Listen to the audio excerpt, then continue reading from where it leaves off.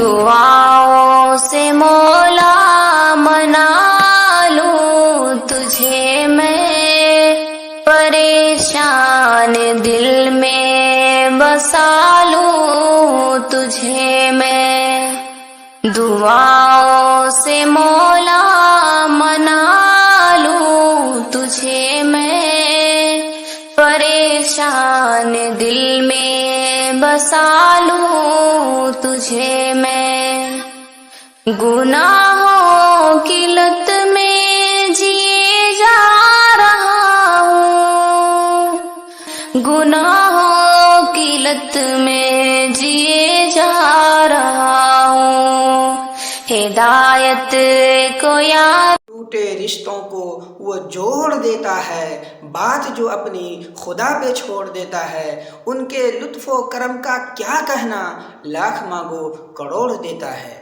السلام علیکم، ہیلو، ہائے، آداب دوستو، امید اور دعا کرتا ہوں کہ آپ سبھی میرے بھائی ہمیشہ خوش، شاداب اور آباد رہیں۔ دوستو، آج کے ویڈیو میں ہم آپ کو ایک خوبصورت جوڑے میاں بیوی کی ایک خوبصورت سی کہانی آپ کو سنانے جا رہے ہیں۔ اس ویڈیو میں اس جوڑے کی، میاں بیوی کی، اللہ کی ذات کے اوپر بھروسہ اور صبر و شکر کی کہانی ہم آپ کو سنانے جا رہے ہیں۔ دوستو، اگر آپ نے اس چینل کو لائک سبسکرائب نہیں کیا ہے تو پلیز سبسکرائب کر لیں، بیل نوٹیفیکیشن کو آن کر لیں اور ہماری ویڈیوز کو دیکھنے کے بعد دوستوں میں شیئر بھی کر دیا کریں۔ ایک زمانے کی بات ہے کہ ایک شہر میں ایک خوبصورت جوڑی میاں بیوی رہا کرتے تھے۔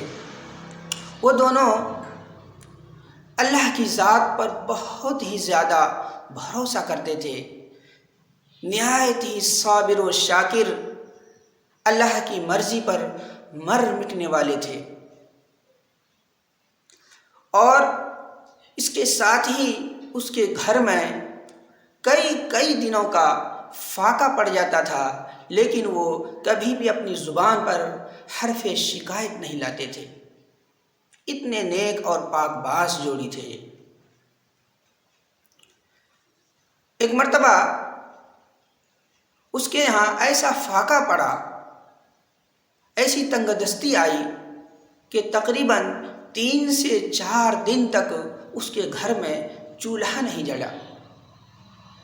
تو شوہر نے اپنی بیوی سے آ کر کے کہا کہ بیگم، ہمارے پاس کھانے کو تو کچھ نہیں ہے، ہمارے گھر میں چولہا بھی روشن نہیں ہوا ہے، اگر اسی طرح ہمارے چولہے بند رہے تو ہمارے جو پڑوسی ہیں وہ ہم پر طنز کریں گے، مذاق اڑائیں گے۔ ایک کام کرو کہ جا کر کے چولہے کو جلا دو، روشن کر دو، تاکہ انہیں ہم سے کوئی بدگمانی نہ رہے۔ بیوی اپنی جگہ سے اٹھ کر جا کر کے تندور میں آگ جلا کر کے اس کو روشن کر دی اور اپنے شوہر کے پاس آ کر کے بیٹھ گئی۔ تندور میں دھواں اٹھتا دیکھ پڑوسن فوراً آگ لینے کے لیے آئی اور کہنے لگی کہ ہمیں آگ کی ضرورت ہے۔ کہا کہ ٹھیک ہے، تندور سے آگ لے لو۔ جب وہ پڑوسن تندور کے پاس گئی تو کیا دیکھتی ہے کہ تندور میں روٹیاں پک رہی ہے اور تندور روٹیوں سے لبالب بھرا ہوا ہے۔ تو اس پڑوسن نے آواز دی کہ اللہ کی بندی، تم روٹیاں ڈال کر تندور میں کہاں جا کر کے باتیں کر رہی ہو، جلدی آؤ، تمہاری روٹیاں جل رہی ہے۔ اس کی بیوی جو تھی فوراً دوڑتے ہوئے تندور کے پاس گئی تو کیا دیکھتی ہے کہ تندور لبالب روٹیوں سے بھرا ہوا ہے اور روٹی اس میں لگے ہوئے ہیں۔ خیر، تندور سے روٹی اٹھا کر کے لے کر کے اپنے شوہر کے پاس آئی، شوہر کے ساتھ میں کھانا کھایا، اللہ کا شکر ادا کیا۔ اب وہ عورت جو تھی بہت ہی حیران تھی کہ آخر اللہ تعالیٰ نے میرے گھر میں یہ کرشمہ کیسے کر دیا۔ تو اس کی شوہر نے سمجھاتے ہوئے کہا کہ اللہ کی بندی، اللہ کی ذات تو ایسے ہزاروں چیزوں پر قدرت رکھتی ہے، اللہ جو چاہے کر سکتا ہے اپنے بندے کے لیے، اللہ کے لیے ایسا کام کرنا کوئی بڑی بات نہیں ہے۔ اس کی بیوی کہنے لگی کہ میرے سرتاج، آپ اللہ کے نیک بندے ہیں، ہمارے گھر پہ غربت ہے، آپ اللہ سے دعا کریں اور کوشش کریں کہ ہمارے گھر میں اللہ تعالیٰ کوئی ایسا انتظام کر دے، کوئی راستہ نکال دے، غیب سے کچھ مدد کر دے جس سے ہماری غریبی دور ہو جائے۔ تو شوہر نے کہا کہ اللہ کی بندی، اللہ نے ہم کو جو زندگی دی ہے یہ اللہ کی مرضی کے مطابق ہے۔ اللہ اگر مجھ سے اسی طرح خوش ہے، اللہ تعالیٰ اگر مجھے غریب ہی رکھنا چاہتا ہے، کسی بندے کو غریبی میں دیکھنا چاہتا ہے، تو بندے کو چاہیے کہ اسی زندگی کو وہ پسند کرے، اپنے رب سے ہمیشہ خوش رہے، راضی رہے۔ لیکن اس کی بیوی ضد کرنے لگی، کہا ٹھیک ہے، میں اللہ تعالیٰ سے اس کی دعا مانگ لیتا ہوں۔ جب رات ہوئی، آخری پہر تھا رات کا، تو اس وقت اس نیک دل انسان نے تہجد کی نماز پڑھنے کے بعد اللہ کی بارگاہ میں عرض کیا، اے اللہ رب العزت، آپ اپنے بندوں کی دلوں کی باتوں کو جانتے ہیں، آپ نے مجھے جو زندگی دی ہے، میں اپنے اس زندگی سے آپ سے تو بہت خوش ہوں کہ آپ میرے پروردگار ہیں، آپ میرے مالک ہیں، آپ میرے اللہ ہیں، آپ سے بہتر میرے بارے میں کون اچھا فیصلہ کر سکتا ہے؟ لیکن اے اللہ، میری بیوی ناسمجھ ہے، اسے دنیا کے چند پیسوں کی ضرورت ہے، انہوں نے فرمائش کی ہے، دعا مانگنے کے لیے کہا ہے کہ اس کے لیے کھانے کا کچھ انتظام کر دیا جائے۔ ابھی وہ اس طرح سے دعا مانگ ہی رہا تھا کہ فوراً اچانک غیب سے ایک ہاتھ ظاہر ہوا اور اس میں ایک نہایت ہی عمدہ قسم کا بیش قیمتی موتی چمک رہا تھا۔ اچانک وہ ہاتھ اس موتی کو اس کے گھر میں رکھ کر کے غائب ہو گیا۔ اس کے شوہر نے جلدی سے دعا کو مکمل کیا اور موتی کو ہاتھ میں لے کر کے بیوی کے پاس گیا۔ بیوی وہیں قریب میں سو رہی تھی اور اس کو اچانک جگایا۔ جب اس کو جگایا تو اس کی بیوی بھی گھبرا کر اٹھ گئی کہ کیا ہو گیا، اچانک اتنی رات گئے ہم کو جگا رہے ہیں۔ تو اس نے کہا کہ بیگم، اللہ سے تم نے جو خواہش کی تھی، اللہ نے تمہاری خواہش کے مطابق رزق کا انتظام کر دیا ہے۔ تو اس کی بیوی کہنے لگی کہ میرے سرتاج، آپ نے تو مجھے خواب سے جگا کر کے ڈسٹرب ہی کر دیا۔ میں اتنی اچھی حسین خوبصورت خواب دیکھ رہی تھی، میں خواب کے اندر جنت میں گئی تھی۔